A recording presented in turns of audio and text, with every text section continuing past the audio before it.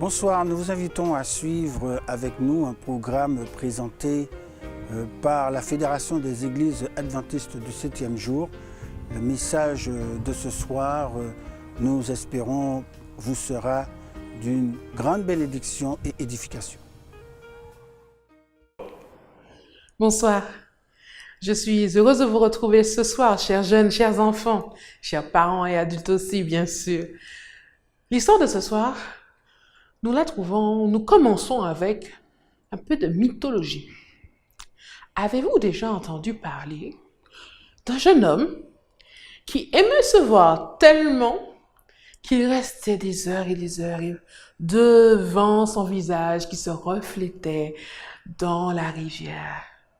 Les jeunes filles essayaient de le charmer parce qu'il était beau, mais elles avaient tout le cœur brisé. Lui, il ne s'aimait que lui-même. Vous connaissez son nom? C'est exact, Narcisse. Son nom a à voir avec quelque chose de la nature. Vous aurez une image qui s'affiche à l'écran maintenant. Regardez bien. Il s'agit des narcisses, ou certains appellent ça des jonquilles. Mais la jonquille vient de la famille des narcisses. C'est une fleur qui est très belle, pas vrai?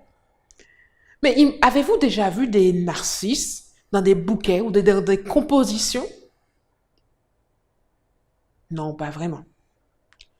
Parce qu'en fait, la narcisse ne va qu'avec elle-même. Quand on la met avec d'autres fleurs dans un bouquet, ça ne s'accorde pas. Ce n'est pas joli. Une narcisse est fière. Et dans l'histoire, Narcisse, il était fier et imbu de lui-même. Il était égocentrique. Il était arrogant. Et c'est de là que vient l'expression être narcissique. Ça veut dire se préoccuper tellement de soi qu'on ne peut pas aimer les autres. C'est impossible. On est tellement imbu de sa personne, on se préoccupe tellement de soi que c'est impossible pour nous de pouvoir penser au bien des autres. Vous connaissez quelqu'un qui était loin d'être narcissique, quelqu'un qui était désintéressé, qui a préféré l'humilité, pas l'humiliation, mais l'humilité. Ça veut dire prendre le temps de pouvoir accepter de n'être pas supérieur aux autres, de ne pas penser que les autres sont inférieurs à nous, de penser que je suis à tout le monde et que tout le monde est à moi. Ça veut dire quoi? Ça veut dire que je suis à la disposition, je suis disponible, je suis aimant, je suis serviable, je suis patient. Ces personnes, c'est Jésus. Et dans les évangiles, dans l'épître aux Philippiens, au chapitre 2, versets 4 à 5. Alors, je vous demandais de chercher à la maison. Philippiens, c'est dans le Nouveau Testament, chapitre 2, et nous allons lire, si vous voulez bien. Je vais vous entendre lire, même si vous savez que je ne vous entends pas, mais on s'entend, d'accord? Philippiens, chapitre 2, à partir du verset 3, pardon. Ne faites rien, par ambition personnelle, ni par vanité. Avec humilité, au contraire, estimez les autres supérieurs à vous-même. Que chacun, au lieu de regarder ce qui lui est propre, s'intéresse plutôt aux autres. Comment appliquer ce verset aujourd'hui? Je pense que ce serait en se posant une question.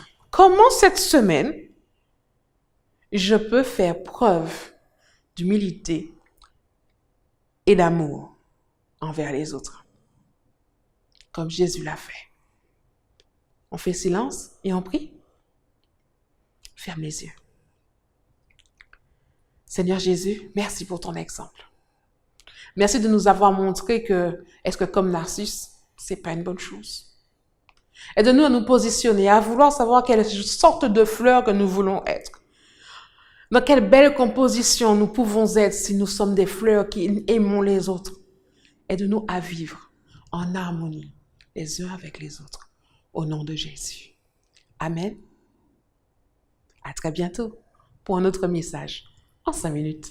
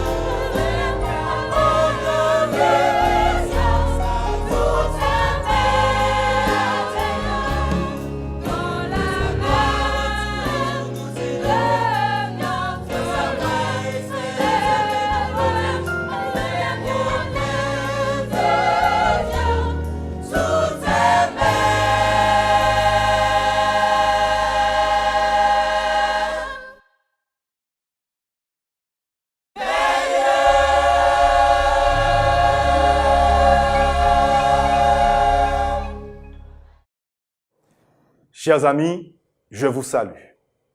En ces temps où nous aurions préféré nous retrouver dans d'autres circonstances, c'est pour moi un privilège de partager ces quelques minutes avec vous. Il est vrai qu'ailleurs, nous aurions préféré nous retrouver, partager des moments où nous sommes ensemble. Ce n'est pas pour autant que malgré la distance qui nous sépare, que nous ne pouvons pas ensemble partager et étudier la parole de Dieu, qui dans toutes circonstances et en tout temps nous éclaire parce qu'elle est la boussole de tout être humain. Mais avant d'aller plus loin et de voir pendant quelques minutes cette réflexion, j'aimerais vous inviter à prier avec moi. Notre Dieu, notre Père, en ces temps troublés, c'est à toi que nous venons, t'implorant de nous conduire, de nous montrer, Seigneur, le chemin, ton chemin, celui que tu veux que nous suivions. Et à travers ce moment de réflexion, continue, Seigneur, à nous guider, à nous instruire par ta parole. Nous te prions au nom de Jésus. Amen. Comme je vous l'ai dit, durant ces quelques minutes, nous allons nous arrêter sur un texte que certains d'entre nous, nous connaissons fort bien. Et à travers ce texte, nous allons essayer de relever 2 points. Le récit que nous allons voir se trouve dans l'évangile de Luc. Luc, le chapitre 11, à partir du verset 5. Et voilà ce que nous dit la parole de Dieu.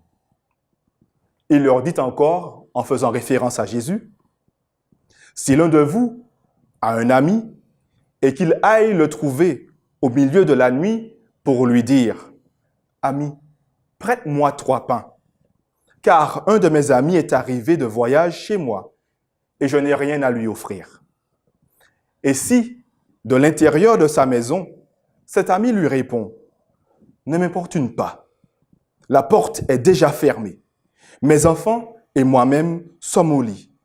Je ne puis me lever pour te donner des pains. » Je vous le dis, même s'il ne se levait pas pour les lui donner parce que c'est son ami, il se lèverait à cause de son importunité et lui donnerait tout ce dont il a besoin. Et moi, je vous dis, demandez et l'on vous donnera. Cherchez et vous trouverez. Frappez et l'on vous ouvrira. Car quiconque demande, reçoit. Celui qui cherche, trouve. Et l'on ouvre à celui qui frappe. Ce récit que Jésus rapporte, cette parabole, comme je vous l'ai dit, nous verrons 2 points. Le premier point, essentiel, Jésus met l'accent sur le fait qu'il faille demander à Dieu, qu'il faille prier. Quelles que soient les circonstances par lesquelles nous passons, la prière est le moyen de communiquer avec notre Dieu.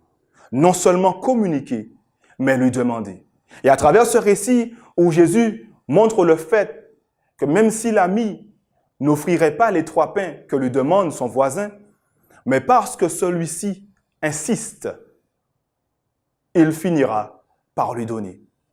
Et Jésus de nous dire que notre Père qui est dans les cieux n'est pas insensible. Nous n'avons pas besoin de l'importuner afin d'obtenir ce qu'il nous demande. Mais néanmoins, il met l'accent sur le fait qu'il faille demander, qu'il faille l'appeler, qu'il faille lui présenter nos requêtes.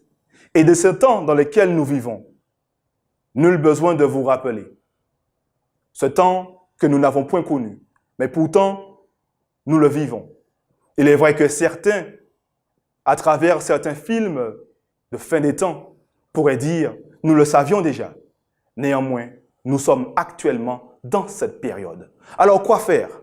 Se lamenter? Dévaliser les magasins? Chercher par tous les moyens à fuir, à se cacher? Mais faisons face à la réalité. Dans cette circonstance, Dieu me dit, Dieu te dit, ton Père qui est dans les cieux t'invite à prier. Demande et tu recevras. Cherche et tu trouveras. Frappe et l'on t'ouvrira. Jésus te dit, viens à moi, demande et moi je répondrai. Actuellement, nous savons qu'il n'y a pas de vaccin face à ce fléau.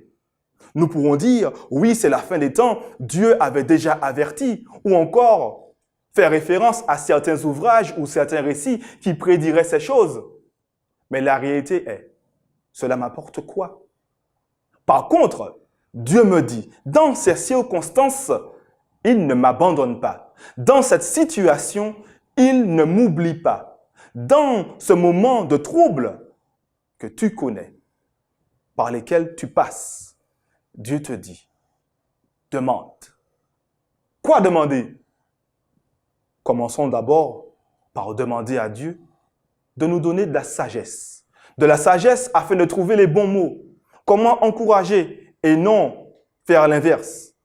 Comment partager des paroles qui apportent réconfort et non paroles qui apportent suspicion, qui apporteraient des craintes ou qui créaient encore plus le chaos avec certaines théories du complot.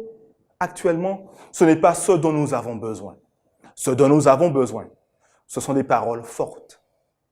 Pas pour nous endormir, mais pour nous garder éveillés. Éveillés dans cette vie par laquelle nous passons. Dieu te dit, viens à lui et prie.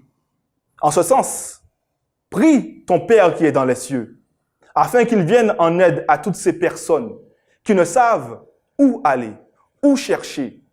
Et la parole de Dieu nous le révèle. Nous avons l'exemple dans le livre de Daniel, le chapitre 2, où le roi Nebuchadnezzar avait eu à la fois un songe, et en même temps il avait oublié celui-ci.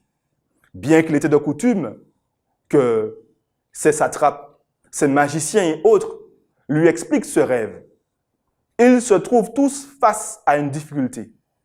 On ne leur avait jamais demandé, avant d'expliquer le songe, d'abord de le raconter.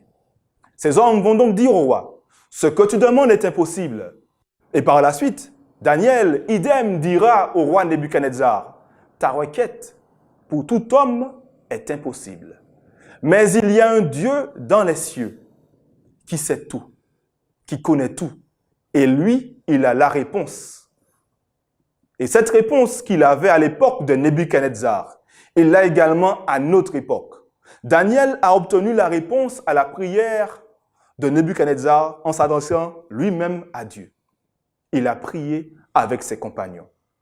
Et nous, qui nous disons enfants de Dieu, chrétiens, ne serait-il pas le moment pour nous, plus que jamais, de prier, pas des prières égoïstes, mais des prières par lesquelles nous présentons ceux qui nous gouvernent à Dieu, où nous présentons les forces de l'ordre à Dieu, car ces personnes ont un travail extrêmement difficile en ces temps, où nous présentons à Dieu toutes ces femmes et tous ces hommes qui actuellement ne savent où donner de la tête, mais qui travaillent dur afin d'essayer de trouver une solution. Prions notre Dieu afin que notre Dieu les aide. Et nous, enfants de Dieu, ayons une attitude qui amène les autres à ne pas être effrayés. Comme le dit si bien le psalmiste, je lève les yeux vers les montagnes, d'où me viendra le secours? Ce secours me vient de l'Éternel. Mais ce secours qui me vient de l'Éternel n'est pas uniquement pour moi. Ce secours est pour tout homme, toute femme. Alors les forces de l'ordre, tous les corps de métier dans la médecine, dans la recherche et autres, qui actuellement ne savent où poser de la tête, nous, prions pour eux. Ayons une pensée pour leur famille, pour leurs enfants. Demandons à notre Père qui est dans les cieux d'agir. D'agir comme lui seul, il est capable d'agir afin de nous conduire à travers ces ténèbres vers sa lumière. Nous avons deux choix. Paniquer ou choisir de faire confiance à Dieu. Par rapport à notre attitude, c'est le moment de marquer la différence. Pas parce que nous sommes fous, mais parce que nous croyons fermement que notre Dieu qui est dans les cieux nous dit encore une fois, ne crains pas, car je suis avec toi. Et lorsque tu passes par des moments difficiles comme ceux-ci, je suis avec toi. Chers amis, prions notre Père qui est dans les cieux. C'est ce que Jésus nous dit dans cette parabole, d'intercéder, de prier. C'est l'occasion de mettre de côté des paroles qui ne servent à rien, mais de nous mettre ensemble via les réseaux sociaux. S'il est vrai que nous ne pouvons être en contact physiquement. Mais Dieu merci, dans son amour et dans son intelligence, nous offre les nouvelles technologies qui nous permettent de rester en contact. Profitons de l'occasion pour nous rapprocher de sa parole, de prendre notre téléphone également, d'envoyer une parole qui encourage, de prier avec une personne, avec le voisin. Parfois, nous n'avons pas le temps de nous voir entre voisins par rapport au travail, mais via le téléphone ou autres moyens technologiques que nous avons aujourd'hui. Passons du temps dans la méditation et la prière qui fortifie. Et le second point que nous pouvons également voir à travers cette parabole, le révérend Martin Luther King, à travers cette parabole, avait eu l'occasion de soulever ce point. Et il disait, permettez-moi de paraphraser, qu'il croit également que cet ami qui vient frapper à minuit chez son ami pour lui demander du pain, la raison pour laquelle il lui demande à lui du pain, c'est parce qu'il sait que son ami possède du pain. Et parce qu'il sait que celui-ci possède du pain, il insiste jusqu'à obtenir le pain. Alors permettez-moi de reprendre cette idée du révérend Martin Luther King et de dire, as-tu du pain chez toi? As-tu du pain chez toi? Ce pain qui nourrit, pas physiquement, mais ce pain qui nourrit spirituellement. Car face à cette crise par laquelle nous passons, certains recherchent du pain. Et s'ils frappent à ta porte, auront-ils du pain? Pourras-tu leur offrir ce pain que tu as reçu de Dieu? Ce n'est pas l'occasion de fermer les yeux. Ce n'est pas l'occasion d'avoir le cœur dur, car Dieu nous dit, si tu as un cœur dur comme la pierre, je t'offrirai un cœur de chair. Alors, c'est l'occasion pour nous de passer à la pratique. Après les paroles, vient l'action. L'action qui montre l'enfant de Dieu, qui passe à la partie supérieure, l'action. En ces temps de troubles, où certains cherchent des réponses à gauche et à droite, où d'autres apportent des théories qu'on ne pourrait qualifier. Permets-moi de te poser cette question. As-tu le pain qui répond à ces requêtes? As-tu le pain qui permet à ton ami d'enfin pouvoir se rassasier? Ce n'est pas le moment de leur dire, vous n'aviez qu'à chercher. Mais c'est l'occasion d'accompagner. C'est l'occasion d'avoir la main sur le cœur. C'est l'occasion plus que jamais de mettre de côté l'égoïsme. C'est l'occasion de cesser de penser à soi et de se dire, je ne suis pas seul sur une île déserte, mais mon action a une influence positive sur les autres. Plutôt que de vider les centres commerciaux et de tout prendre, me dire qu'en prenant tout par cette action égoïste, je crée du tort aux autres qui en ont également besoin. Et par la même occasion, ceux qui doivent travailler encore davantage afin de ravitailler. As-tu du pain? Le pain qui permet à celui qui a faim de savoir qu'en Jésus, il a enfin ce qu'il recherche. Notre président de la République, dans son allocution du lundi 16 mars 2020, nous a dit qu'il y aura un après. Cet après, je ne sais pas comment il sera. Mais ce que je sais, à travers ton comportement, cet après peut être un moment, une opportunité d'être une meilleure personne, d'avoir le cœur, la main sur le cœur. Parce que ce pain qui est Jésus-Christ, tu l'as chez toi, il est en toi et tu le partages aux autres.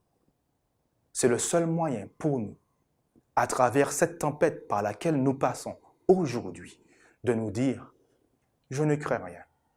Non parce que je suis supérieur aux autres, mais comme le dit si bien David, même lorsque je marche dans la vallée de l'ombre de la mort, je ne crains que mal, parce que toi, ô Éternel, tu es avec moi. Permettez-moi donc de prier en cet instant, afin qu'à travers ces moments de trouble, nous puissions garder les yeux fixés sur Dieu, mais également partager ce pain qui réconforte, qui assure la paix du cœur, même dans des moments de trouble comme ceux-ci. Prions. Notre Dieu, notre Père, ces moments difficiles par lesquels nous passons, tu le sais déjà. Nous te demandons donc, Seigneur, toutes ces personnes qui œuvrent, nous te les présentons. Touche-les, conduis-les, Seigneur. Tu as pu répondre à la requête de Nebuchadnezzar. Alors, tu le feras également en cet instant. Nous te les présentons, Seigneur. Nous prions pour nos autorités, pour les forces de l'ordre, pour toutes ces personnes, ces hommes, ces femmes, Seigneur, qui œuvrent. Montre-leur la voie. Montre-leur, Seigneur, la voie. Face à cette calamité, ce n'est point pour nous le moment de nous alarmer, mais au contraire, d'être des remparts, d'être ceux qui ont ce pain, qui offrent ce pain, qui n'est autre que toi, afin que non, nous ne puissions nous perdre par-ci et par-là, mais au contraire, rester sereins. Nous t'en prions, Seigneur, agis, guide ton peuple à travers ces moments difficiles. Nous t'en prions, au nom de Jésus, et pour ta gloire éternelle. Amen. Je vous remercie beaucoup et je vous souhaite, dans notre Seigneur Jésus-Christ, de garder ce pain, mais également de le partager, d'être une solution et non un obstacle. Que Dieu vous garde.